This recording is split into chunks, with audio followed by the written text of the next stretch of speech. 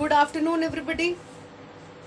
बेटा हमने एवरेस्ट मेरी शिखर यात्रा पढ़ लिया है, समझ लिया है। आज हमने इसके क्वेश्चंस डिस्कस करने हैं। ओके और आज आप लोगों का टेस्ट भी है। चैप्टर तुम कब जाओगे अतिथि, राइट। आप सब लोगों ने बेटा टेस्ट अटेम्प्ट करना है और आपने टेस्ट चेकिंग के लिए मुझे भेजना है। ओके चेकिंग के लिए आप मुझे टेस्ट भेजेंगे और हर कोई टेस्ट में अपीयर होगा। You will get the test back after checking, right. Okay और जिन लोगों का पोएम का काम अभी रहता है, टेस्ट के बाद आप लोग या पहले अगर हो चुका है, जैसे भी आपको कन्वीनियंट है, मुझे पोएम भी भेजेंगे। तनिष्क लिखी है पोएम, आपने किया कुछ उस बारे में बेटा? यस मैम लिखी है। राइमिंग वर्ड्स जैसे हिंदी में बनाने हैं। हाँ तो वो मैं कोशिश कर रही हूँ आज शाम तक बन जाए। हाँ आज शाम तक मुझे आगे फॉरवर्ड करनी है बेटा। We have to complete it, okay ma'am. ठीक है। सो आज तो शाम मैम तक जैसे रफ में नहीं प्रॉपर करके देना। नहीं नहीं, अभी मुझे रफ में भेज देना, कोई बात नहीं। आई चेक, फिर आप उसको करके मुझे भेज देंगे, ठीक है। तो ये भी काम आज हम ख़त्म कर दें बेटा, ज़्यादा दिनों तक इसको नहीं लेकर जा सकते हैं। Today is the last day, ठीक है। तो we have to complete it. Okay let's start. Chapter के क्वेश्चंस हमने डिस्कस करने हैं। एवरेस्ट मेरी शिखर यात्रा।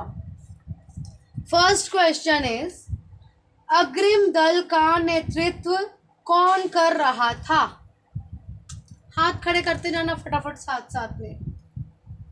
अग्रिम दल का नेतृत्व कौन कर रहा था? यस अर्शप्रीत।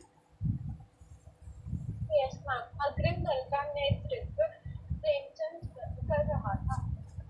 थोड़ा रिस्पेक्ट देंगे प्लीज, ठीक है।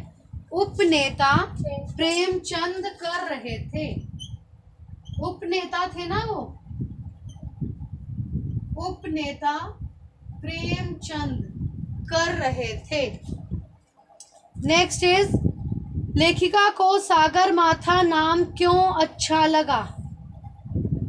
लेखिका को सागर माथा नाम क्यों अच्छा लगा? हाँ जी बनिका। मैम लेखिका को सागर माथा नाम अच्छा लगा क्योंकि सागर के पैर नदियां हैं तो सबसे ऊंची चोटी उसका माथा है और यह एक उनकी तरह दिखाई देता है जैसे माथा। ओके सागर माथा का अर्थ होता है सागर के माथे के जैसा, सागर के माथे के समान। ओके एवरेस्ट को सागर माथा के नाम से भी जाना जाता है, ठीक है। और यह स्थानीय नाम है। हमने पढ़ा था ना कि वहां के लोग इसे सागर माथा कहते हैं, ठीक है। यह एक स्थानीय नाम है और इसका अर्थ है सागर के माथे जैसा। इसलिए लेखिका को इसलिए उन्हें यह लेखिका को यह नाम पसंद आया। ओके नेक्स्ट इज, लेखिका को ध्वज जैसा क्या लगा?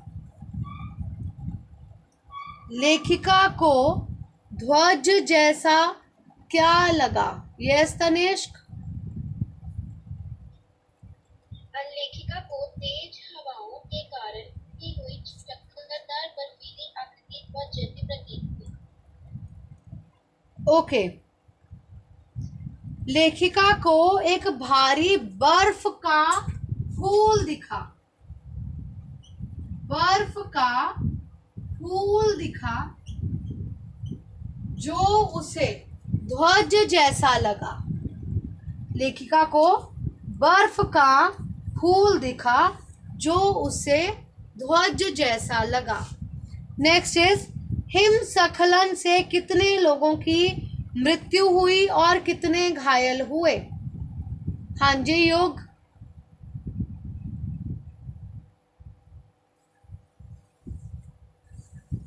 युग बताइए बेटा। हिमस्खलन से कितने लोगों की मृत्यु हुई और कितने लोग घायल हुए?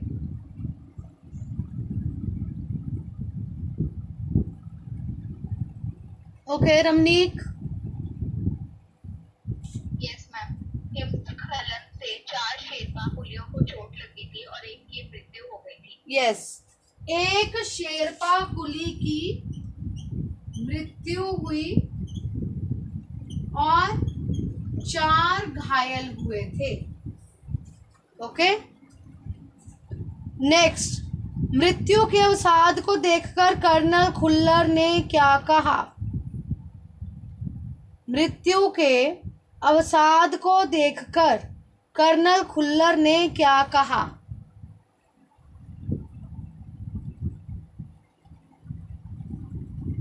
यस पनिका।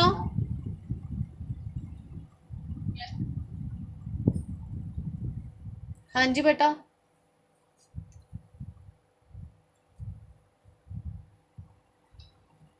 मैं बताऊं? Okay Panika wait, Panika wait बेटा। हाँ जी युग बताओ बेटा। मृत्यु के अवसाद को देखकर कर्नल खुल्लर ने कहा कि ऐसे साहसिक अभियानों में होने वाली मृत्यु को सहज भाव से स्वीकार करना चाहिए। वेरी गुड युग। मृत्यु के अवसाद को देखकर कर्नल खुल्लर ने कहा कि एवरेस्ट जैसे महान अभियान में खतरों को और कभी कभी मृत्यु को भी सहज भाव से स्वीकार करना चाहिए। ओके बेटा, मुझे मिलाकर हम 18 पार्टिसिपेंट्स हैं, जिसमें से मुझे मिलाकर 6 लोगों ने वीडियो ऑन की है और 5 लोग हाथ खड़ा कर रहे हैं आंसर देने के लिए। बाकी 13 लोग क्या कर रहे हैं I don't know. Turn on your video and participate in the class. Turn on your video everybody. किसी प्रश्न का हम उत्तर नहीं दे रहे हैं, कहीं हम पार्टिसिपेट नहीं कर रहे हैं, ऐसे कैसे काम चलेगा? Turn on video everybody. Okay next question is,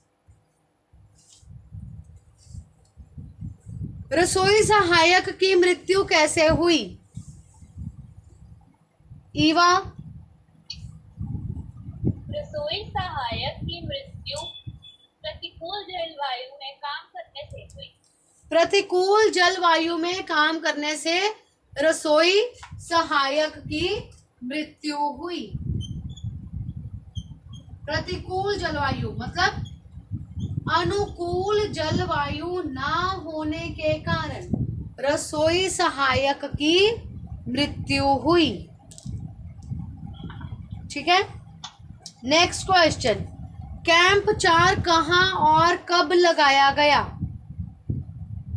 गुरजाप आप बताएंगी? कैंप 4 कहां और कब लगाया गया?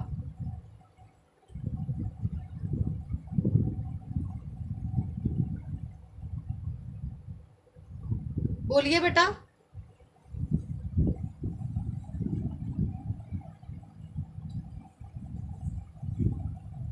नहीं?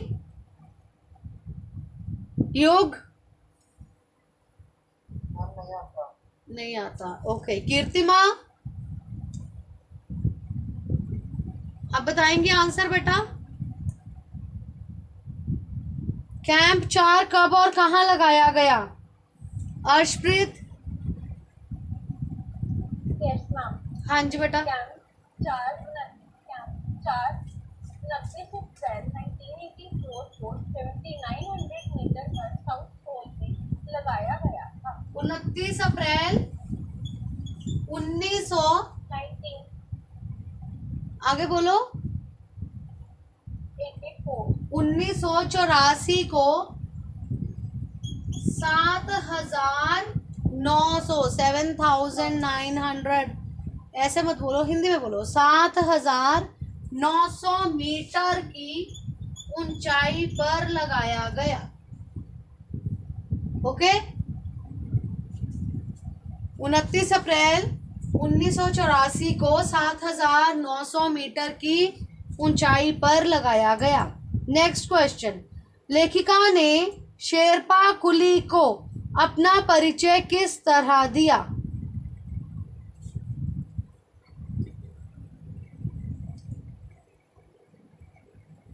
हाँ जी रमनीक। यस मैम, लेखिका ने शेरपा कुली को अपना परिचय एक नौसिखिया पर्वतारोही के रूप में दिया। ओके, उसने शेरपा कुली को बताया कि मैं एक नौसिखिया हूँ और यह मेरा पहला अभियान है। नौसिखिया हूँ, जिसे नया नया सीखा है अभी, और यह मेरा पहला अभियान है। ओके, नेक्स्ट क्वेश्चन, लेखिका की सफलता पर कर्नल खुल्लर ने उसे किन शब्दों में बधाई दी? लेखिका की सफलता पर कर्नल खुल्लर ने उसे किन शब्दों में बधाई दी? ये शिवा। लेखिका की कर्नल से कहा, मैं तुम्हारी इस अनूठी उपलब्धि के लिए तुम्हारे माता पिता को बधाई देना चाहता हूँ और वह बोले कि देश को तुम पर गर्व है। हाँ, और अब तुम ऐसे संसार में वापस जाओगी जो तुम्हारे अपने पीछे छोड़े हुए संसार से एकदम भिन्न होगा। लास्ट लाइंस हैं चैप्टर की। ओके, उन्होंने कहा, मैं तुम्हारी अनूठी उपलब्धि के लिए तुम्हारे माता पिता को बधाई देना चाहता हूँ। वे बोले कि देश को तुम पर गर्व है और अब तुम ऐसे संसार में वापस जाओगी जो तुम्हारे अपने पीछे छोड़े हुए संसार से एकदम भिन्न होगा। नेक्स्ट क्वेश्चन, नजदीक से एवरेस्ट को देखकर लेखिका को कैसा लगा? नजदीक से एवरेस्ट देखकर लेखिका को कैसा लगा? हाँ जी रमनीक। यस मैम, एवरेस्ट को नजदीक से देखकर लेखिका को इतना अच्छा लगा कि वह तो चमकी होकर देखती रहेगी। वह एवरेस्ट लहौत्से और नुत्से से घिरी टेढ़ी मेढ़ी बर्फीली नदी को निहारती रही। Very good. नजदीक से एवरेस्ट को देखकर लेखिका बहुत चक्की रह गई, मतलब वह हैरान रह गई और वह उससे इतनी प्रभावित हुई कि लहौत्से और नुत्से की ऊंचाइयों, लहौत्से और नुत्से की ऊंचाइयों से घिरी बर्फीली टेढ़ी मेढ़ी नदी को निहारती रही। Okay, clear everybody? किसी को इसमें कोई डाउट? किसी को इसमें कोई डाउट हो तो पूछ लो बेटा। मेहर, एनी डाउट? नो? ओके, चलिए, डॉक्टर मीनू मेहता ने क्या जानकारियां दी? पनिका, डॉक्टर मीनू मेहता ने क्या जानकारियां दी थी? डॉक्टर मीनू मेहता ने एल्युमिनियम से अस्थायी पुलों का निर्माण, गट्ठों और रस्सियों का उपयोग, बर्फ की आड़ी तिरछी दीवारों पर रस्सियों को बांधना और अग्रिम ताल के अभियांत्रिक कार्यों के बारे में जानकारी दी। Good. Page number 25, second paragraph, second line. Doctor Meenu Mehta ने एल्यूमिनियम की सीढ़ियों से अस्थायी पुलों का बनाना, लट्ठों और रस्सियों का उपयोग, बर्फ की आड़ी तिरछी दीवारों पर रस्सियों को बांधना और अग्रिम दल के अभियांत्रिकी कार्यों के बारे में विस्तृत जानकारी दी। नेक्स्ट क्वेश्चन इज, तेनजिंग ने लेखिका की तारीफ में क्या कहा? तेनजिंग ने लेखिका की तारीफ में क्या कहा? युग,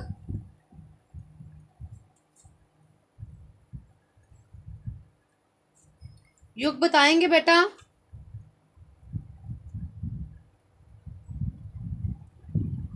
ओके, अर्शप्रीत। Yes ma'am. हाँ जी। तेनजिंग ने लेखिका की तारीफ में कहा कि वह एक पर्वतीय लड़की है।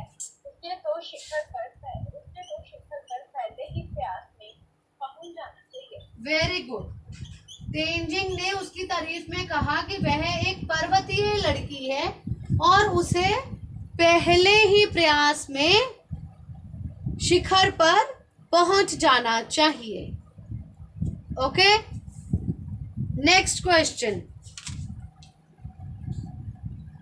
लेखिका को किनके साथ चढ़ाई करनी थी? लेखिका को किन के साथ चढ़ाई करनी थी? हाँ जी तनिष्क, बताइए बेटा। ये सेक्शन बी के बच्चे हैं, 3-4 लड़कियां हैं, बस यही सारे आंसर्स दे रही हैं। इतने सारे लोग क्लास में हैं, किसी को कोई मतलब नहीं है रिप्लाई करने के लिए, है ना?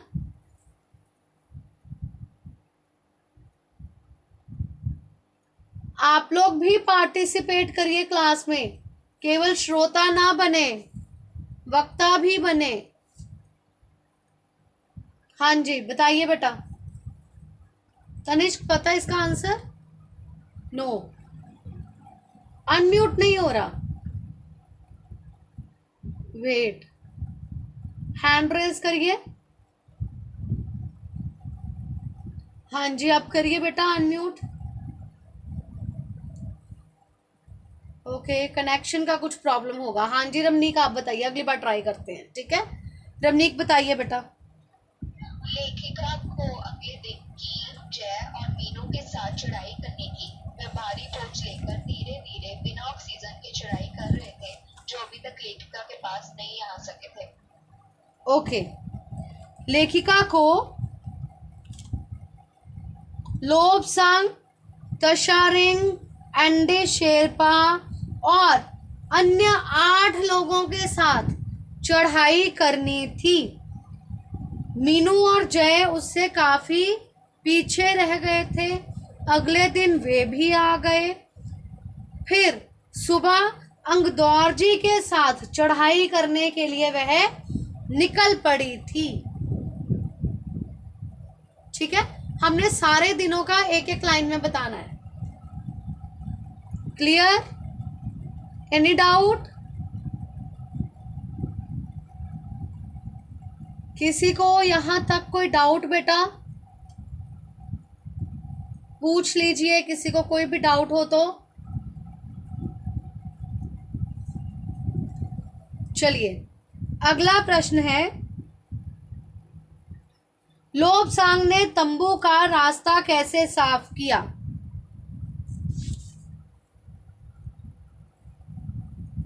योग बताइए बेटा। लोबसांग ने तंबू का रास्ता कैसे साफ किया?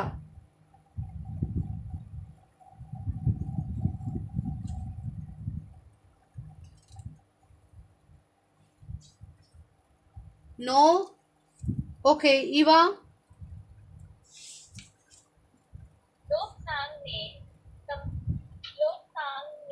तंबू का रास्ता सिर्फ सुई की मदद से साफ किया।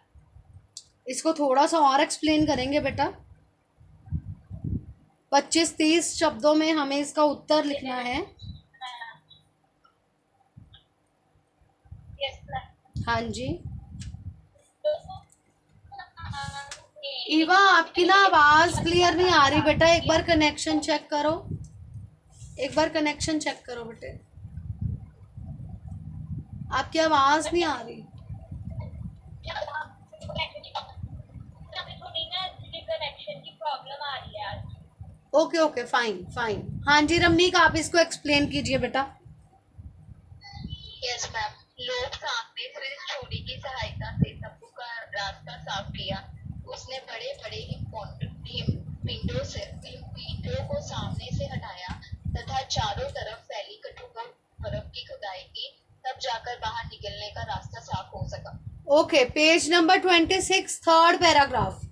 लोब्सांग ने अपनी स्विस छुरी से, स्विस छुरी, लोब्सांग ने अपनी स्विस छुरी की मदद से तंबू का रास्ता साफ किया। उन्होंने बड़े बड़े हिमपिंडों को मुश्किल से हटाते हुए चारों तरफ की कड़े जमे बर्फ की खुदाई की। Okay, clear? Any doubt? Okay, चलिए next question is, south col camp पहुंचकर लेखिका ने अगले दिन की महत्वपूर्ण चढ़ाई की तैयारी कैसे शुरू की?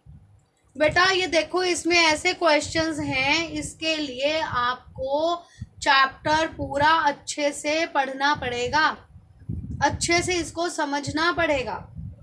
बहुत सारे नाम हैं उसमें और हर दिन का अलग अलग ब्यौरा दिया हुआ है। इसके लिए आपको उसको अच्छे से पूरे प्लॉट को समझना पड़ेगा। ठीक है, बताइए answer.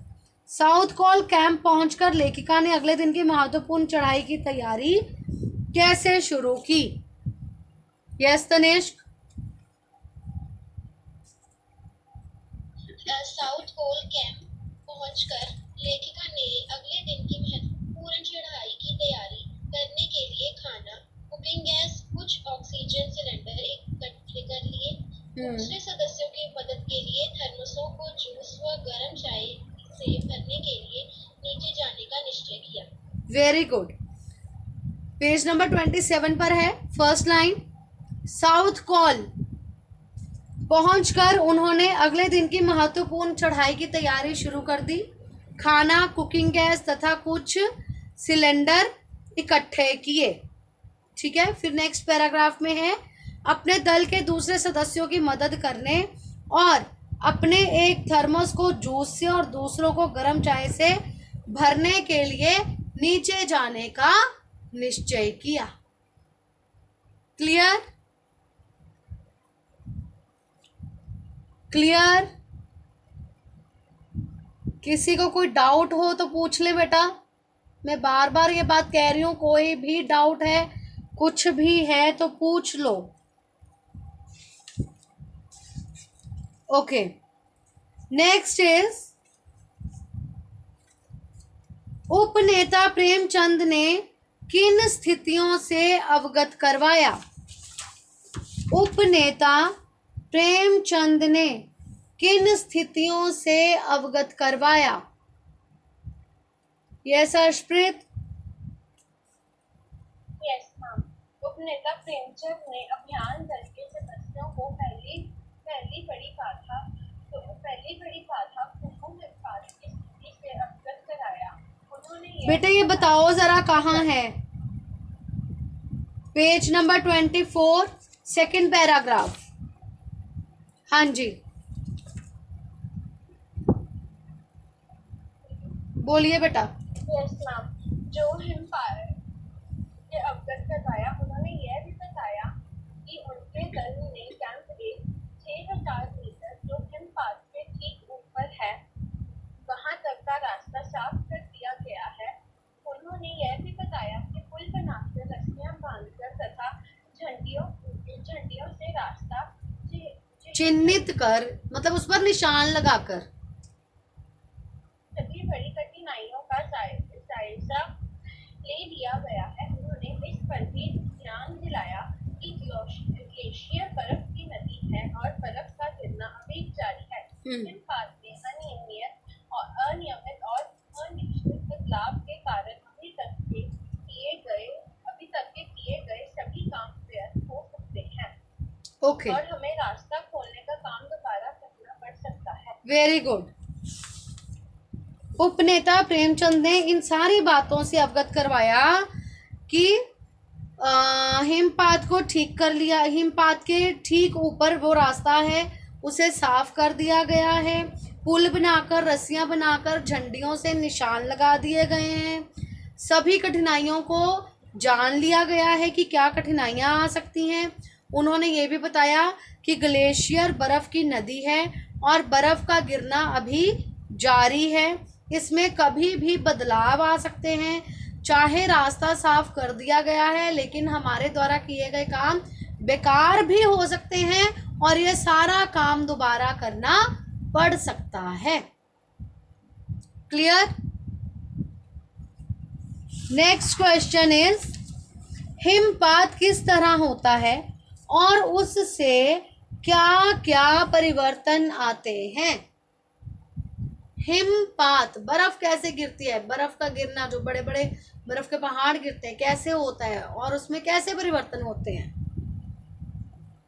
Only 3 hands are raised. Yes, Panika?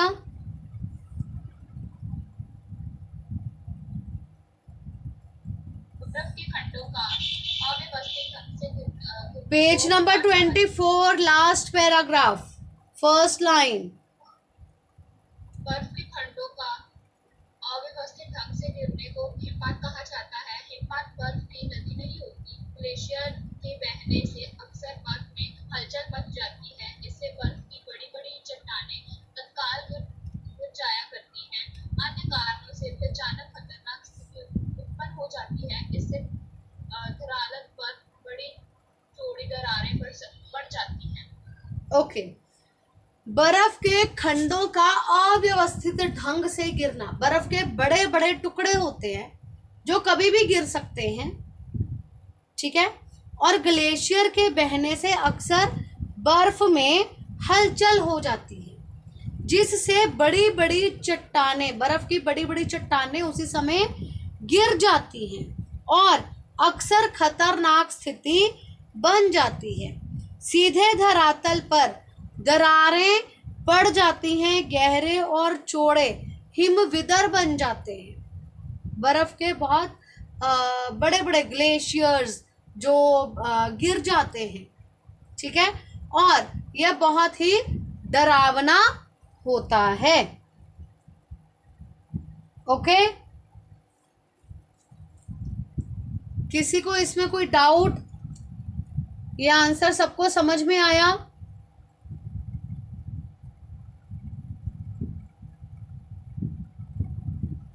सबको समझ में आया?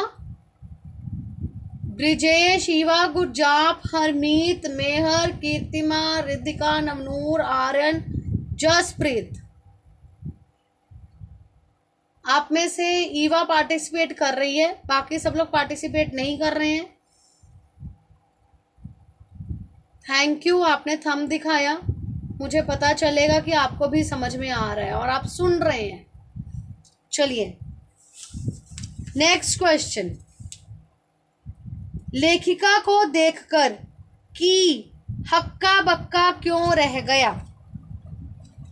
लेखिका को देखकर कि हक्का बक्का क्यों रह गया? हाँ जी रमनीक। यस मैम, लेखिका को देखकर कि इसलिए हक्का बक्का रह गया क्योंकि लेखिका उससे पहले साउथ पोल कैंप पर पहुंच चुकी थी।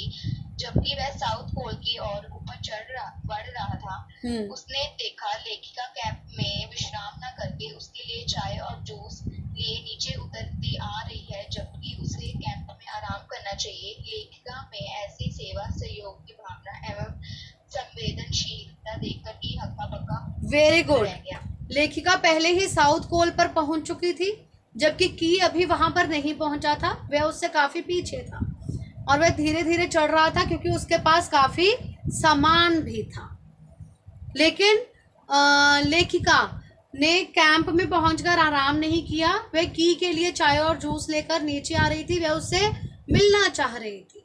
जब की ने देखा कि वह आराम करने की बजाय इतनी संवेदनशील होकर और भावुक होकर वापस आ रही है, नीचे उतर रही है और उससे मिलना चाहती है, तो वह हक्का बक्का रह गया। Okay, next.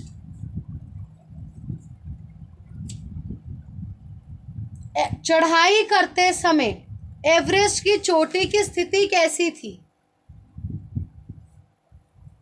पनिका?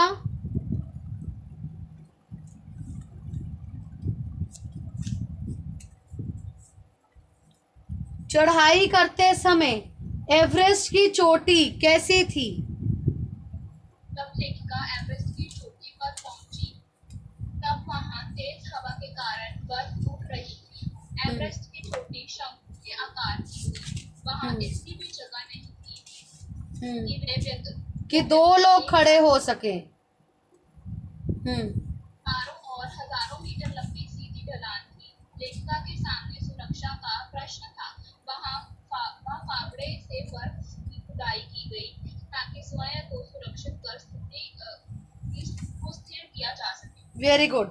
चढ़ाई के समय एवरेस्ट पर जमी बर्फ सीधी और ढलान वाली थी। चट्टानें इतनी भुरभुरी थी, ऐसे लगता था जैसे शीशे की चादर हो। हवा के झोंके से बर्फ उड़ रही थी और पर्वत की चोटी शंकु आकार की थी।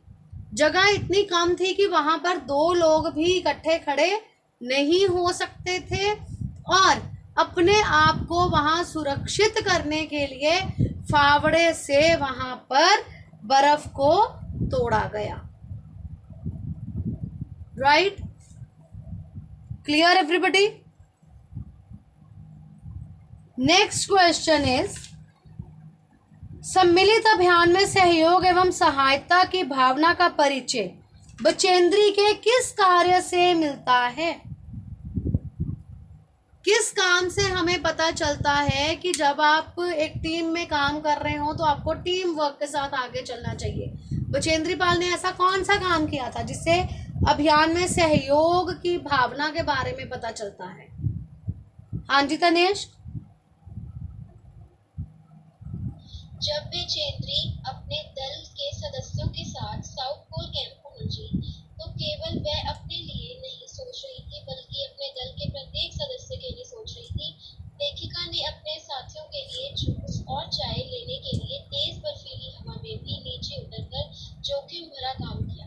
इस व्यवहार से कार्य में उसके सहयोग और सहायता की भावना का परिचय मिलता है। Very good.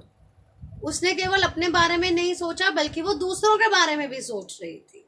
ठीक है, आप उस घटना को इसमें डिस्क्राइब करेंगे। राइट? आशय स्पष्ट कीजिए। एवरेस्ट जैसे महान अभियान में खतरों को और कभी कभी तो मृत्यु को भी आदमी को सहज रूप से स्वीकार करना चाहिए। आशय स्पष्ट करें। ये बात किसने कही और इसका क्या मतलब था? यस रमनीक। Yes ma'am. इस आशय यह है, इस पंक्ति का आशय यह है कि, इस पंक्ति का आशय यह है कि एवरेस्ट पर चढ़ाई का रास्ता अत्यंत दुर्गम और खतरनाक होता है। इस अभियान में प्रतिकूल परिस्थितियों जैसे हिमपात और बर्फ की चट्टानें गिरने से दुर्घटनाओं का होना आम बात है। इतने बड़े अभियान में ऐसी बातों को अत्यंत सहज भाव से लिया जाता है। इन घटनाओं से डरने और विचलित होने वाले व्यक्ति इसमें सफल नहीं हो सकते हैं। Very good.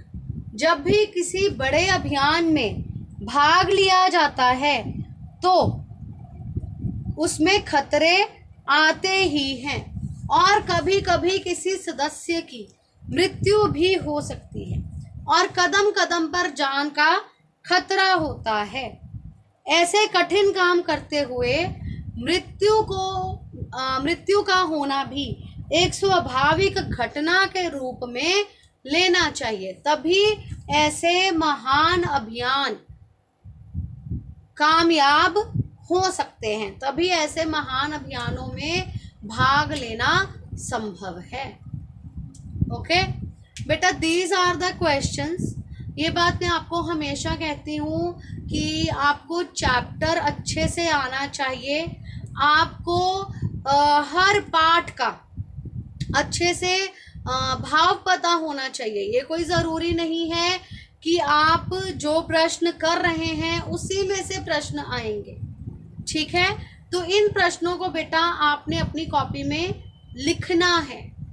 राइट? अब बेटा नेक्स्ट क्लास में हम आगे काम शुरू करेंगे। थैंक यू बेटा।